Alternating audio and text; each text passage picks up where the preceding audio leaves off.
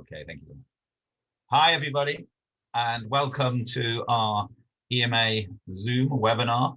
We're very pleased and honoured to have Kate Nicholls with us. Kate is the Chief Executive of the UK Hospitality Association,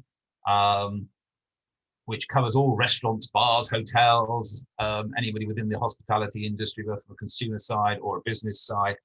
And she's also spearheading the campaign for London, which is the Let's Do London, which I hope everyone's seen some of the marketing material and advertising material around it.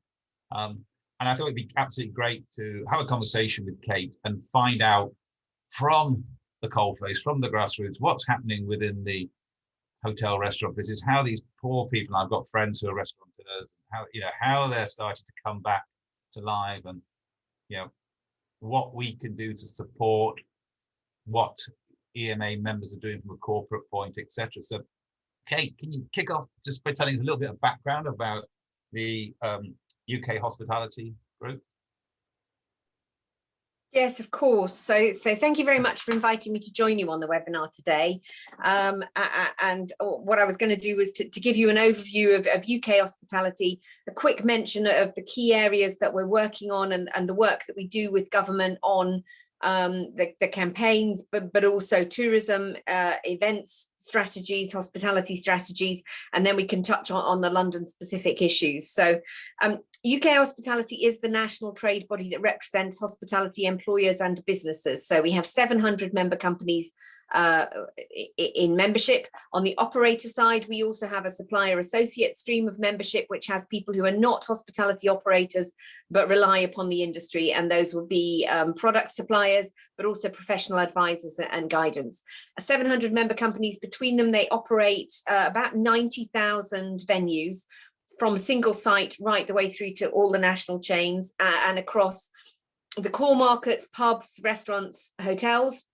We would represent about 90% of the marketplace, but we also have coffee shops, event caterers, contract caterers, event venues and organisers, wedding venues we have as a separate standalone association underneath our umbrella, indoor leisure, visitor attractions. So there are a wide breadth of hospitality in the broadest sense. So anybody that is providing eating and drinking out of home or accommodation out of home. And that means that because we've got that strength in depth, we are seen as the authoritative voice for the industry with government. So when government has its business advisory councils and its business meetings to check in with what the economy is doing, we are part of that B6, that group that goes into the government. So we're the representative voice for the whole of this sector, including the kind of venues and events that you look after as well. We would be that voice that goes in alongside manufacturing, retail, financial services, CBI and FSB, those kind of big industry bodies that sort of cover the gamut of activity across the economy.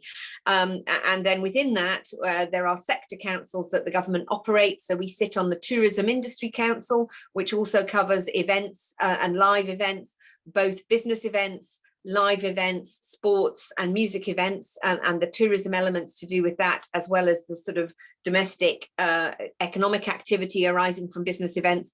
I sat on the business events board that was under the Tourism Industry Council. We have a newly established hospitality group that is looking at hospitality within government and therefore influencing the strategies that they are putting in place for the recovery of our sectors, tourism, events and hospitality, both in the short and immediate term, but more importantly longer term. And that's the work that we do as a representative trade body, is to make sure that we promote the reputation of the sector as a great place to grow, work and invest, promote its importance to a range of stakeholders and regulators, both nationally and locally. Secondly, we campaign on the issues that our members want, to try and make sure that we get the best regulatory environment, the best levels of support from government and funding where appropriate to go behind marketing campaigns, but also we prevent unnecessary costs of regulation and restrictions. And then thirdly, it's about giving our members advice, insight, intelligence, be that consumer insight or business insight and intelligence to help them develop their business. At the moment, and probably for the last 18 to 20 months, our focus has been almost completely on COVID. There have been some sort of brighter moments with Brexit, immigration, trade policy, but it's been predominantly Brexit, and obviously helping to support them as they reopen and interpret the guidance for them. So yesterday, government published the guidance that looks at next steps for step 4 from the 19th of July, when we move from a regulatory restrictions towards voluntary risk assessment. We would provide risk assessment templates to those people who were running their businesses to help them get reopened, and more importantly, risk assessment templates for how they could operate live events, business events, conference and banqueting, how they could do that in a COVID secure way, which is where the government is moving towards. And we've lifted all of the restrictions on those events, but there are still quite a few recommendations that will be key to grapple with, and we'll be working through that, notably things like ventilation, face masks in event settings where you're encouraging customers to continue wearing them because they are indoor crowded settings, the flows that you might put in place to make sure that an event was de-risked, to make sure that it was less of a concern because it wasn't, I think the phrase they use is unregulated, unrestricted mingling with strangers is where they see it as being the highest risk. So mitigations you could put in place there to manage a business event in such a way that the risk was de-escalated. And then finally, the thorny issue of COVID status certification, vaccine passports, and how those could be used to restart events. And for most of those, it is not to do with the regulatory environment, the medical or scientific environment. It is much more to do with rebuilding consumer confidence and business confidence as we move forward. That is the learning that we've got from the sort of domestic hospitality consumer facing side of the business. A lot of what is expected of those businesses in terms of COVID status protocols is much more driven by the customers than it is by what regulation is requiring or what scientific and medical risk is looking like. And talking to our bigger members who do a lot of live and business events, that's the area of concern they're looking at. How do they make particularly international bookers and international clients confident about returning to the UK when you've got the stories that are swirling around and alive about the UK having a high number of cases, potentially being high risk, London in particular identified as perhaps less safe. How do we reassure those to get them to encourage to come back and to start to build that pipeline of bookings coming through? So that's sort of UK hospitality in a nutshell. As part of my work as chief executive of the trade body and the role of being the voice of the industry and the voice of the sector, obviously I've been engaged at a national government level, but also at a London level with the Mayor's office and also those structures that were put in place at a national government level to look at how do we reopen the sector, what support does it need, how do we get the economy restarting, and therefore the Mayor's office established a COVID task force, a COVID recovery board towards last autumn when we were looking at reopening with anticipation that we were reopening and restarting the London economy and the sort of broader business, officers, commuters, international travel. The anticipation was that would restart Q3, Q4 of last year. Obviously events derailed that, but that board has been put in place and is continuing to work through about recovery in the central activity zone, recovery of business events and international travel. But as part of that, at the end of last year, the Mayor asked us to establish a London Tourism Recovery Board, prioritising and identifying tourism and hospitality as critical to London's recovery, critical to the economy, and therefore needing a strategy and a structure to put in place. So as part of my role as Chief Exec of UK Hospitality, I co-chair the London Tourism Recovery Board, and that's what was suggested that we came and talked today about the work that is being done there and how it fits with broader activity to recover the London economy, particularly business events and business tourism and meetings, and how we're moving that forward. Richard, I'm just going to pause there in case anybody wanted to pick up any of the points about UK hospitality before I went into let's do London. I will come back at the end and sort of touch on how we think things are going and what the business confidence is looking like, if that's helpful. But I just wanted to pause there in case there were any queries. Yeah, and so if anybody's got any questions, want to jump in, we're only a small group, so please feel free to do that. I've got a couple for you. we talk about Brexit as well as part of this, because everything else, talking to hotels, talking to the supply chain, talking to production companies, lighting companies, everything else, they're all really concerned and worried of the lack of workforce. It's, the workforce seems to have disappeared. It's sort of, there's transient workforces, okay? So we all know that in the live arena and the production guys, a lot of these guys are coming over from Australia and New Zealand doing their 2 years or whatever, and they're a lot of the riggers. They've gone back. There's a lot of migrant workers from rest of Europe that went back to Europe and haven't come back. And talking to hotels, particularly, they're sort of saying, we're full. We're now open. We've got so many vacancies. It was on the news this morning. What are you feeling of how the governments are going, helping to address that? Or are we just going to have to run at sort of 60-70% occupancy until we get more people back into the works? I think the government is determined to run the economy and the labour market hot for a little while longer, until it gets to grips with whether this is a long-term structural issue or whether this is a short-term impact of COVID. It is acute, and it's more acute in London than anywhere else. But there are labour shortages, and it is labour rather than skills, across most of the industry and across most regions. The reasons for it are quite many, varied and different, but there are labour shortages. We're currently running at about 10% vacancy rate, which is double what it was pre-pandemic. Exacerbated now by the self-isolation pings that are coming through from the app, which is causing people to self-isolate. So I think it is quite difficult and important to strip out and differentiate between absences and vacancies. So absences due to self-isolation, due to COVID because people are ill and rightly off work, or self-isolating because they've come into contact, versus vacancies where we are struggling to recruit. If we had this seminar about 4 weeks ago, top priority would have been vacancies. Today, any operator that you speak to is talking about absences. That is the biggest issue that they've got, but the two go hand in hand. Clearly what we've got is a double whammy. So we have a lot of temporary part-time contract staff and agency staff, particularly in the live event sector, who are freelance, who are self-employed, who couldn't be furloughed.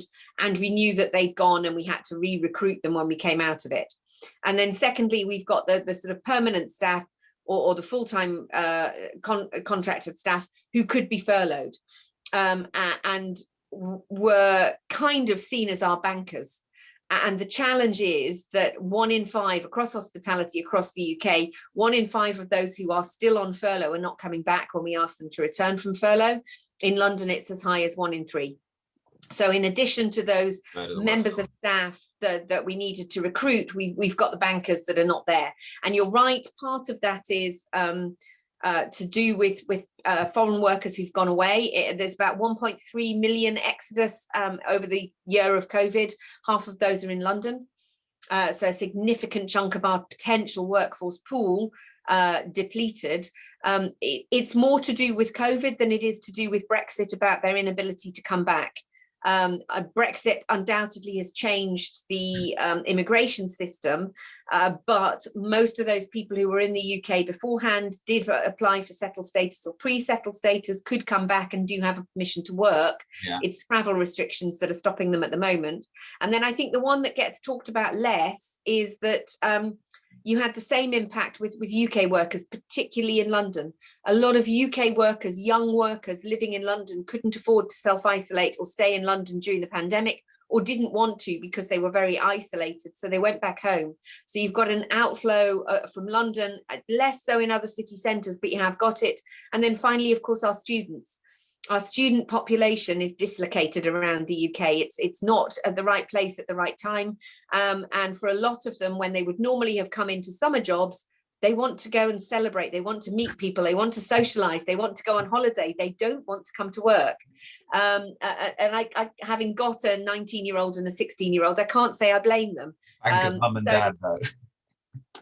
So I think, those are some of the reasons why we've got that shortage. there is little appetite amongst the government at the moment to adjust the immigration regime to take account of it.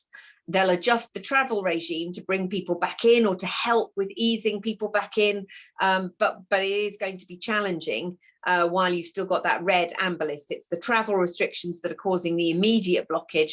Government will let the labour market settle down a bit, furlough unwind, to see where there are genuine vacancies, because they are fearful that there are people on furlough in zombie jobs who will find themselves unemployed when furlough comes to an end, who could then move into our sector. Okay. And then one other question is, you touched on that as well, the NHS app. And yes. Pinged and everything else. It happened to me. So I went to the rugby a few weeks ago, the England USA on the 4th of July. Next day, ping, you've been close to, you have to isolate, blah, blah, blah, which I did.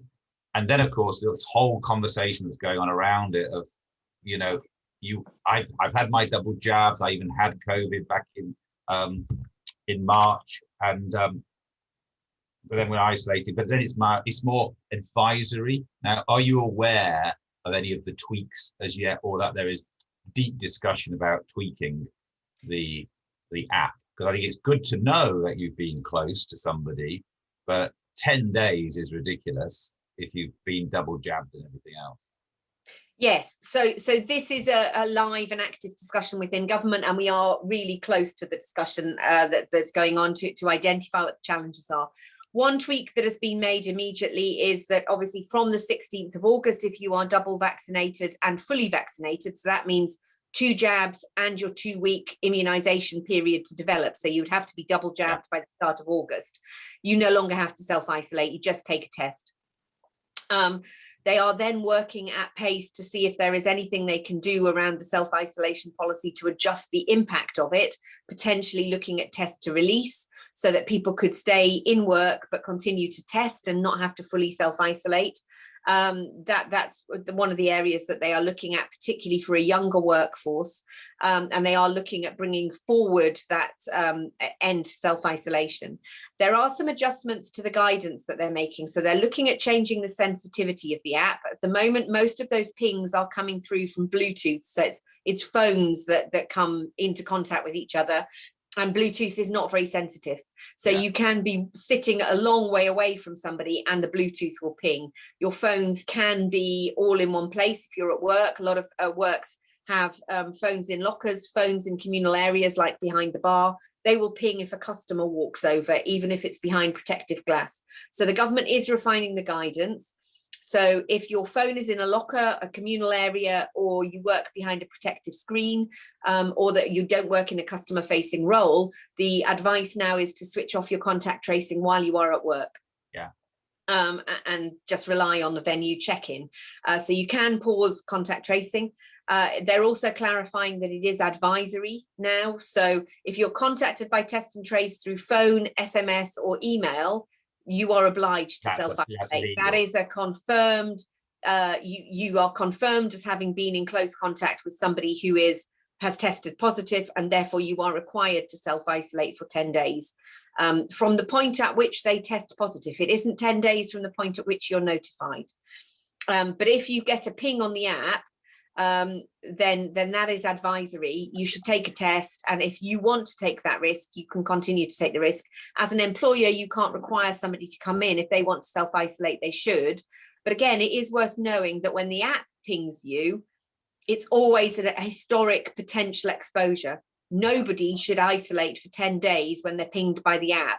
No, I got told the next day 9 days. Yeah. So the app will tell you when you got pinged, that we didn't have as many cases and as many pings. The average amount of isolation now is 3 to 5 days. And as employers, people are advised to ask people for a screenshot to demonstrate how many days they have to self-isolate, because that applies to SSP claims and furlough claims. Yeah. So they are moving forward. They are iterating the app. There is the potential as well that they might tweak the sensitivity of the Bluetooth to take account of the new social distancing requirements. Okay, that's good, because I think the idea of the app is brilliant, but of course, every time you get pinged, you think, okay, I've got to go lockdown for 10 days. It's just so disruptive to everything. And so yes, it is good to know that you have been in proximity then you can sort of check yourself, take a home test, that sort of thing, keep an eye on things, make sure you don't go and see your grandparents or something like that. Yes, and I do think it will be particularly challenging for the event sector as it reopens, unless we can get some of these sensible adjustments. And I certainly think the event sector needs to be recommending that people don't have their phones on at work while they are servicing event. Otherwise, you run the risk that you just can't put on an event at all, because you've got large sections of staff that are pinged in advance. So it's higher risk. Okay, so before we move on to the campaign, what is it? The art supply, London. Does anybody else have any questions? Anyone else want to jump in with anything? Looks like an okay. So tell us about the campaign then. Tell us how that's going. Okay, so London Tourism Recovery Board established sort of December last year to look at the plan for tourism recovery and how we would prioritise that moving forward, recognising that tourism was very diverse and would capture, commuters, business travel, business events, culture, international travel, but prioritising it and breaking it down into bite-sized chunks of where did we get the biggest bang for our buck and which protected the greatest number of jobs. Focused initially, therefore, on driving domestic overnight stays, and that's the explicit remit of the campaign in the first iteration of it. It will go in different waves, but that was the first iteration of it, really reflecting the mayor's requirements for what he wanted to see from the board going forward. It brings together all the major hotels, attractions, local authorities, bids, property organisers, as well as a number of the trade bodies in the sectors that are affected, in order to influence the scope of the campaign and to look at how we can drive it forward. Key planks, it is about collective destination marketing. So it is about pooling our resources. Instead of advertising Hilton or Whitbread or the London Eye, we would pool our resources so that we would be more effective in marketing London as a destination. And reflecting the fact that we needed to have something large, focused and impactful, principally because our international competitors were doing it. All of the bodies, London and Partners, Visit London, Visit Britain, Visit England, are prevented from spending on international marketing while we have travel restrictions in place. So the idea was that we would go early with a domestic campaign to be able to look at that. And key also then is to why we did it as a public-private partnership. Nobody has a remit or responsibility for domestic marketing in London, bizarrely.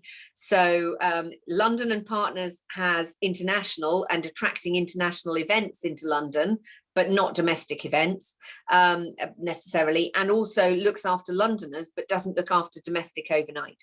Visit Britain, Visit England, again, Visit Britain looks internationally, Visit England leaves London to look after itself because it's a big enough market. So we found that nobody had a remit responsibility to do any promotions, and therefore we needed to do it ourselves. So the campaign, we secured £5 million worth of funding from the Mayor's office.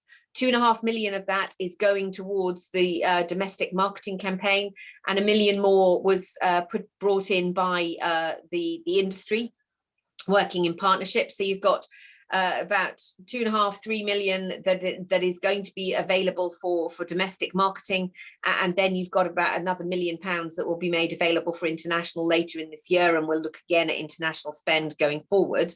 And it sits alongside the activation campaign that the Mayor's put in place, which I'll touch on later.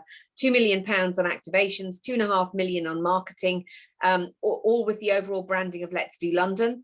There's a corollary campaign that is going out to business organisations and offices, which is Let's Do Business, trying to get the business community back into the offices and obviously boosting the business spend as a result of that.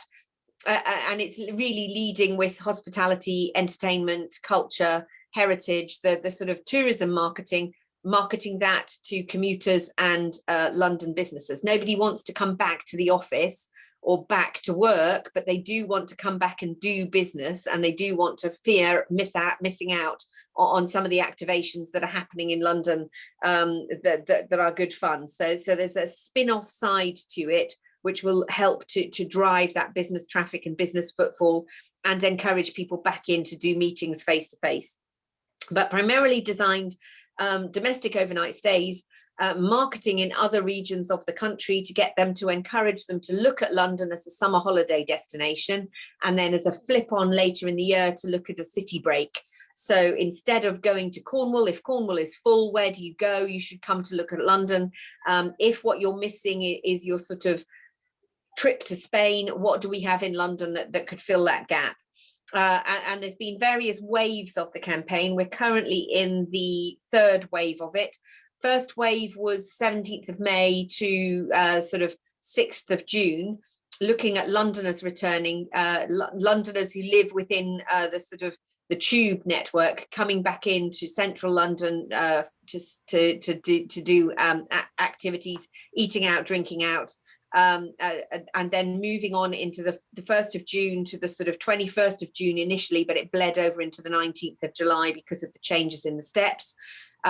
Promoting outside of London, going outside to encourage the domestic overnight trips, but also doing the home county. So a radio campaign and a national advertising campaign to encourage day trips into London from outside and to encourage overnight stay. And then the third wave, which we're in now, which is sort of 1st to the 19th of July and going onwards into early August, TV advertising campaign, creative, digital and social, driving holidays and domestic stay. And there will be a remind and a nudge in September and October.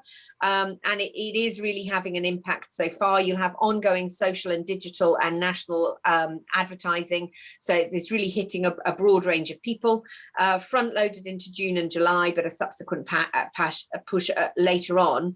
The themes are primarily driving families and young adults, regional variety, diversity, but the themes are iconic London, eating and drinking out, around the world in 80 days was one of the themes that we did early on, culture and the broader range of London culture, entertainment and retail, and then that will bleed over into international in due course. TV and video on demand advertising live now in the regions that we've targeted, and there is a number of hits that we're looking at in each region, depending on how likely they are to book and how much the intention is. But we are seeing the first signs of impact. So when we did visitor sentiment, early May, early June, pre-launching the TV advertising campaigns, there was only 8% of the UK population looking at visiting London over the summer. And it was 8th out of 12 of the UK regions.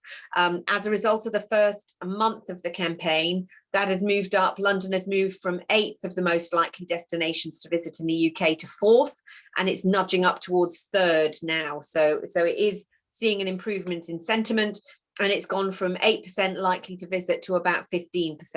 And crucially, what we're seeing when we're tracking the campaign impact and effectiveness, there's a very high level of recall amongst those target markets coming into London. As you would expect, if you've come into London, you've seen the posters or you've seen the adverts. If you've seen the advert on TV, if you've heard the advert on radio, there's a very high recall. It's about 70 to 80%, which is much higher than you would expect. And they are 3 times more likely to visit as a result of having seen the advert. So the campaign is clearly effective. And the sentiment around the perception of safety of the tube and coming to London is also improving. London has the worst reputation nationally and internationally in the English regions of being safe. The Southwest comes out best every time. Southwest, North Yorkshire, the Lake District. I mean, it's clean air, it's countryside, it's coast. Those come out the best. London comes out the worst. It is not just to do with COVID, but COVID is a big part of that. But London is not seen as particularly safe as an environment to come to. People have seen the images of protests, anti-COVID protests, anti-vax protests, see it as a crowded environment. So we've done a lot of work in the campaign about communicating how clean, how safe the tube is, how much space there is and how there's no tourists around, so you can come now. that has seen the biggest change in sentiment, people seeing it as positive.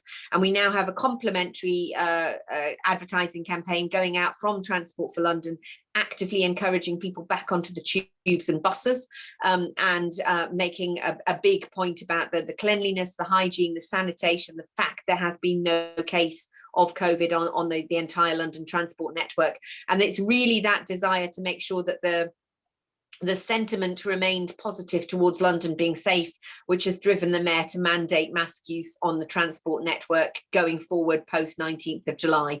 That is seen by our customers, particularly business customers, as being key to getting people back to the offices, coming back in for business meetings. So sentiment wise, the campaign's effective and it's improving. We are seeing bookings coming up. The latest data that I've got on London hotel occupancy, it's now tracking somewhere between 30 and 40%, depending on the location that you're looking at. But given that most of the capacity has bumped along at 10 to 15 to 20% in London hotels since January last year, that's a big improvement over the last couple of months, and that is ticking up. We're also seeing a return towards more forward bookings, with hotel bookings holding up a little bit more strongly into September and October, and you can see sentiment starting to change there. So clearly having an impact. And then the final point, just to sit alongside that campaign, we're obviously working closely with the GLA to make sure that we have our advertising campaign, but it is supporting what they're doing in terms of GLA events. So that the Mayor's office has put an extra 2 million towards activation of events into the central activity zone, and there is a 4-pronged approach that they are taking. We're out of phase 1, although it will continue over the summer. Phase 1, they had a big focus on food and drink, so they spent money on street food markets, street food festivals, getting people back in, and they had a network of hubs around the tube network, which is important for business events and commuters and travel, to try and create some excitement, some theatre around eating and drinking out around the sort of the Circle Line, the main stations, Circle Line. And they did each your way around the world in 80 days. You can't travel abroad, but come to London, you can eat your way around the world. Just moved into phase 2, which is the summer of family fun. So there's a lot of activations and visits, and there's a lot of free activities for families to do to encourage them to come back into London. But obviously that will boost summer holiday travel as well, and transport, free art installations, walking and travel tours, tying in with the main activations that the cultural attractions have got. So Alice in Wonderland, a lot of Mad Hatter Tea Party stuff, a lot of family food and family picnics. There'll be an autumn lates campaign that we're moving into activation on now. So as you get back into people returning to the office in September and supporting the business events that are anticipated to start coming back from September, autumn lates will be kicking in, and then winter lights. So the GLA activation program is something that will tie in with the London tourism campaign. That's great. So I was going to ask you, I was going to ask you about some of the big sort of public areas or public events that could be created to, you know, also bring London alive to the traveller, and that sounds great that it's doing that.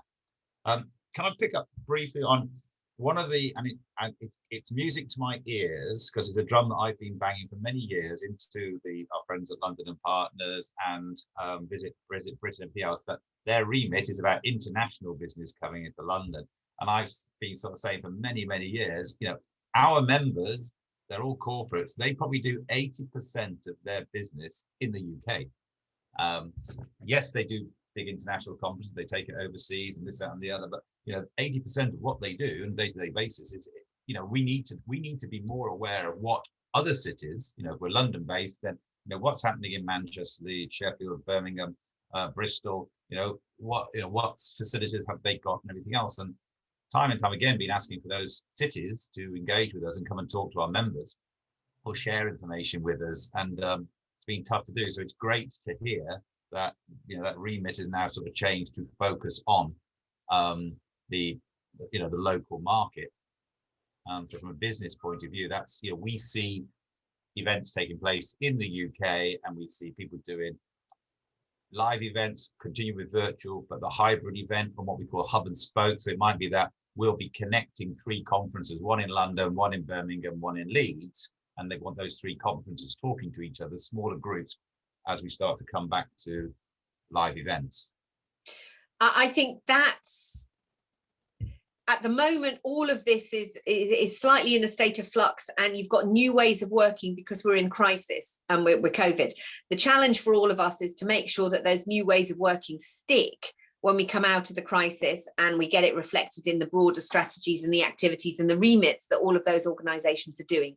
Because it's a frustration of mine that you know, we segment it and put it in silos, and L&P does this and VB does this and VE does that, and we all compete against each other as cities, and we lose out internationally, and we lose out on maximizing the opportunities and underplaying the value of business events and activities within the UK as well. So I think, you know, there is the starting point, the government's tourism recovery plan, which was published end of May, beginning of June, does set out the need to have a new event strategy and a new way of approaching business events in the UK, attracting business, retaining business, both domestic and international, so that we can maximize the value of it. There's no more detail or flesh on the bones, but we will need to work to do it. And I think we have got the opportunity to do that. Separately, there is a review of destination marketing organisations that DCMS is carrying out, which will also help with this. How do we streamline it? How do we make it effective so that, you know, Destination Manchester's not competing with L&P to bring an event to their city, but we work collaboratively together to bring it to the UK. And so I think there's a new opportunity to sort of press reset and have a rethink moment. Excellent. That's certainly music to my ears. I've been in the industry for many, many years. And I think that's quite exciting, because it's like, you know, my whole thing was ABC company, don't take the conference to Barcelona. Why don't you take it to Birmingham or to Aberdeen or to Bristol or whatever, you know? Oh, and, you know, anyway, but yes. Exactly. And then you get bizarre things like, you know, national government doesn't look at helping get events to London, because that's London and the mayor's job. And again, you know, there's little things we can do to just bring stuff together to make us more effective and more competitive internationally. Yeah. Kate, thank you very, very much for your time. Thank you for sharing that. That was one hell of a brain dump. Yeah, that's okay. I'm quite happy. That's why we're recording you, because we'll now make some notes on that and we'll share it with our members, but they could also come and listen to it firsthand from you. It's very exciting. And as EMA, you know, we are the association for the corporates. We have a sort of 1,000 members across the UK. If there's anything we can do, if you want to have a conversation with a number of corporates face to face or something, a round table, we can always make that happen. And they'd be happy to tell you, you know, share with you in a Chatham House area of that. This is what we're doing. This is how we're planning. This is how we are planning to return to live, or this is what the new norm is going to look like at the moment on our books. We're still trying to work it out, but yeah. Yes, I think that would be really useful, because as you say, people are still working it through. It's going to be an iterative process, but we have got, you know, venue owners, we have got the event professionals coming together. I think it's really useful for us to be able to understand how we can work together better.